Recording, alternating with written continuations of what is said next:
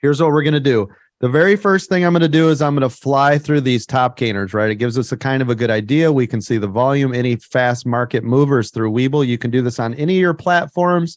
You can do this if you're using screeners, Benzinga, whatever you want, doesn't matter.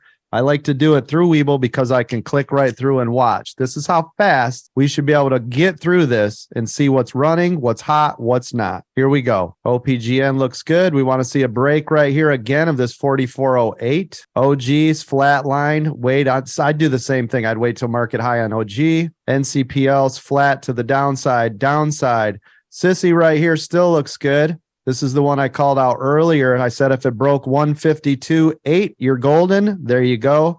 Whoever got in that, congratulations. BYSI, as soon as this breaks VWAP, you can start looking at $1.04. You could start a small long position on that. Of course, looking at each level, $1.10 being next and $1.20. NUWE looks great right here. Right away here, Mitch. Do you see how this looks? Yes, sir. That's beautiful. Look at it. Nice, long, tall neck coming straight off of VWAP. It's a beautiful formation. So now you're like, well, when do I enter, coach? Soon as that breaks new high, hammer it.